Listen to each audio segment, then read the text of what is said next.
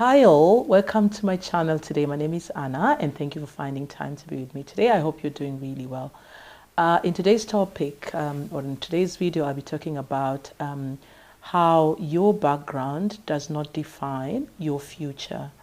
And I'm quickly reminded of a famous quote by Maya Angelou. We all know who Maya was.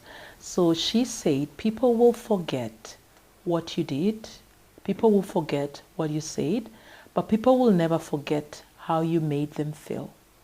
So through life, I've had several experiences, several things growing up and just starting life generally. And I'll be sharing with you something that has happened to me or experiences that I've gone through that have made me look at life in a different lens, but at the same time that have made me more grateful, even despite the circumstances, even despite the difficulties that I've had to go through to be where I am today. And many times, we have the ability to choose what is going to define us. And like I always say, our background is important because what it does, it gives us focus. It gives us that idea to be able to know whether we want to remain as we were in the back, in the past, or whether we want to move on to the next stage of our lives.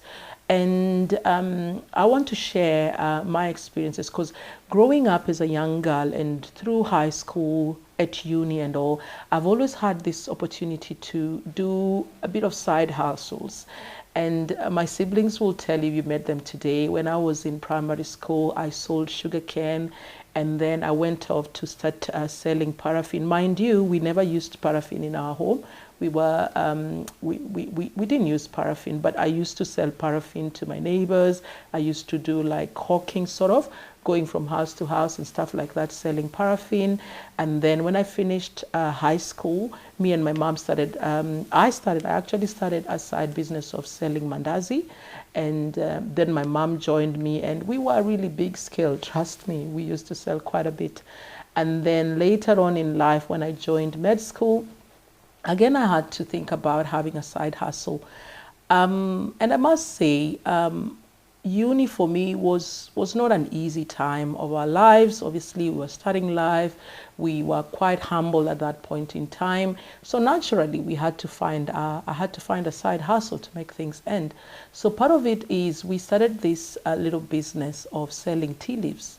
And a friend of ours introduced us to this business, Janet, and we started off. She showed us the rope. She told us you'll need to go to this place. You'll need to buy tea leaves in larger quantities, and then you come home and pre-pack them in small amounts and sell them. So me and my husband, we thought about how we were going to do it. So we bought the packets. So I would measure, and then he's pretty good at being neat. So I would measure, and then he would hit it like that, and then close the what do you call it? Close the packet really neatly, and then we would subdivide and say this is going for this amount, this is going for this amount. So, and I remember we would we would hawk the tea leaves and we would take them from place to place, hotel to hotel, and stuff like that. And then when I finished school, then I would do another round. And mind you, I used to walk. I would do another round in the evening to try and collect cash. So, and we did that. And trust me, the business grew. We started off with 2 packets, 2 small packets.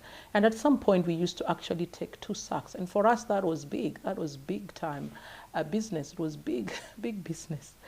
And so we used to do that, and we would quickly run through the sacks, and we would get more and more and more like that, and the business really grew.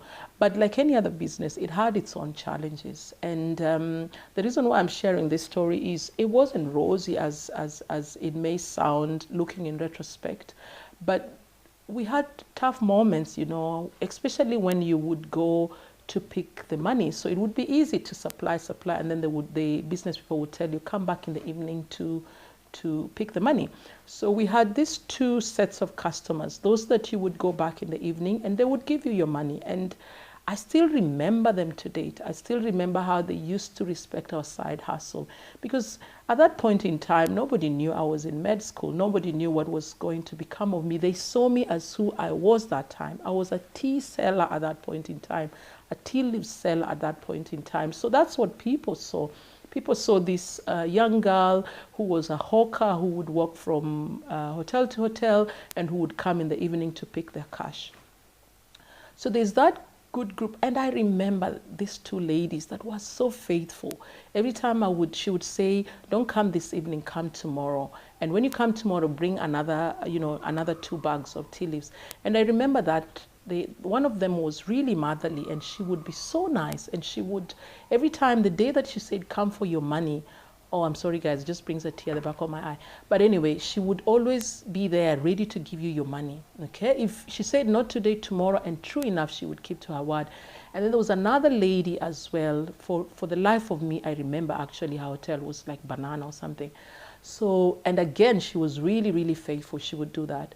But in between, there are these other small scale people that would tell you, come tomorrow. You would walk, you're tired from school, you have your big books in your bag, you would walk, go get your money, and the money would not be there. And they would tell you, come again tomorrow, come again tomorrow.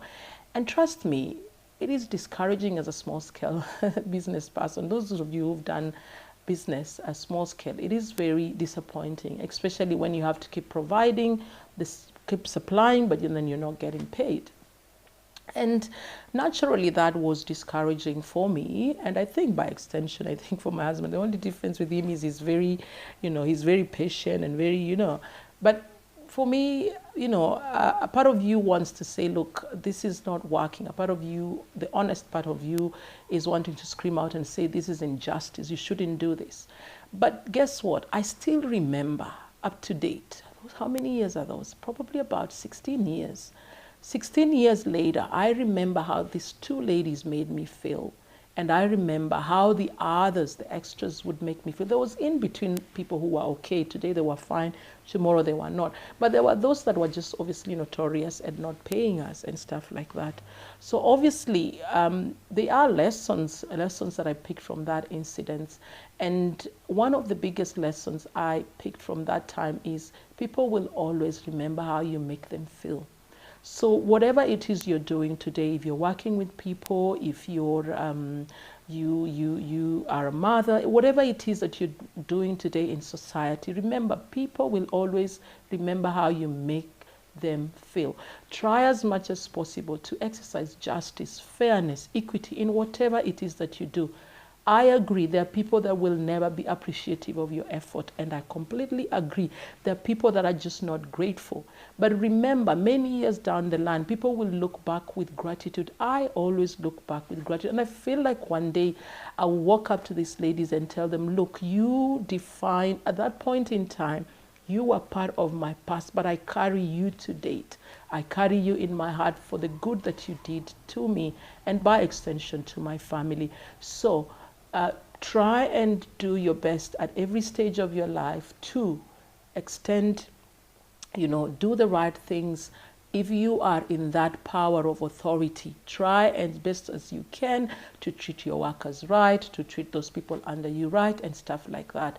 The other lessons that I have learned from this experience and from my past, and knowing that, definitely your past cannot define who you become today, and knowing that then I was a hawker and all that, but now life has completely changed. Life has completely changed. Look, I strive every day to be better, to keep growing and to better myself. But look, I'm not where I was then. God has been gracious in that way. So remember to be kind. You never know what somebody's going through. Be kind. You may just be the difference between somebody giving up and somebody not giving up. So whatever person you meet and they're going through a hard time, remember to extend kindness. Extend kindness, because you do not know. We live in a society where mental health is strive. We live in a society where intimate partner abuse, domestic violence. People are struggling. People look put together. If you look at them, people are doing so well. But deep down, you never know the demons people are fighting. You do not know what people are going through. You do not know if somebody has had a meal for the day. You do not know what people are going through. It is only after you sit down with somebody, and I see this a lot in my line of work. People are looking really well in the waiting room when you call them. But as soon as they are behind closed doors with you, you see the tears, you see the scars, you see the pain, you see the turmoil. And that has taught me, extend kindness. You just never know. You may just be between somebody who has said, if this does not work, this is going to be the end of me. And by sharing your little penny, by sharing your little word of encouragement, look, you can do it. Tomorrow's going to be better. Look up. Is there anything I can do to help and stuff like that? You just never know. Do not make assumptions about people just because they're really well dressed. Do not make assumptions about people just because they appear to you as. Just remember to be kind. If you can extend kindness, extend kindness. Okay? The other lessons that I've learned through my experiences in the past is your story can change. Your story can change at whatever time. It can go positive, it can go negative, you know. We are given a new day each day, and within that day, you just do not know how the day is going to pan out, you know. Your story can change. If you're going through a hard time, look up. Your story can change. If you are me that time where, you know, you would walk and walk, you're from school with a heavy bag, and life was difficult at that point in time. But I want to tell you today, just keep doing what you're doing. Keep at it. Keep striving. Your story can change for the better. If you're going through a hard time as an individual, as a family, you're going through an illness and stuff like that, look up, because your story can change. You do not have to, you know, keep being defined by what people have said about you, what your family has said. Because trust me, there are families out there that do not believe in their own. There are people that look at you and go like, what will ever come out of her? What will ever come out of him? People that look at you and they only see where you are. They only see you as the tea leaf seller. They don't see you as this important person that is going to affect lives in one way or another. Today, I always tell people, even if I was not going to be a doctor and I've influenced people in my life, I was still going to be someone in my society, whether it is through the hustles that I would be doing, whether it was through my church ministry, whether it was going to be through whatever it is.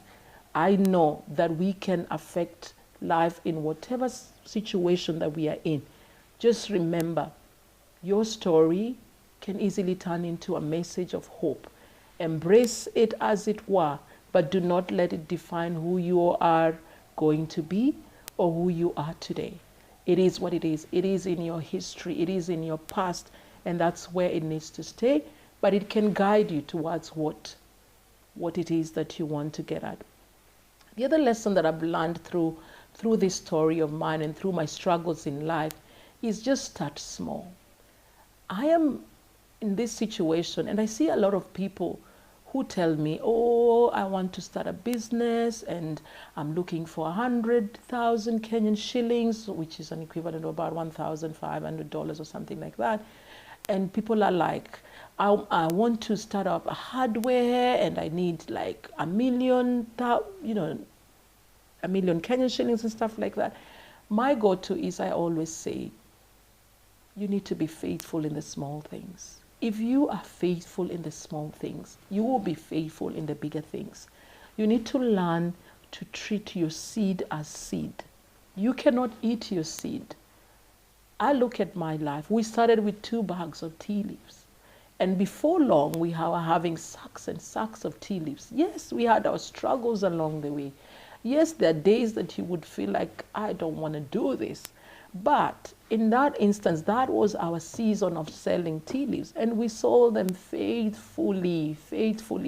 And today, I am sure if God gave me a big enterprise, I would try and be as faithful And even today, when I'm given a speaking assignment, whether it's to 100 people, whether it's to 5 women in a church meeting, whether it is to you guys, is I do it as diligently as I can, because I know you've got to be faithful in the small things for God to give you an opportunity to be faithful in the bigger things. So remember, if you're wanting to start a hustle, start it small. Start with what you have. What is it that you have?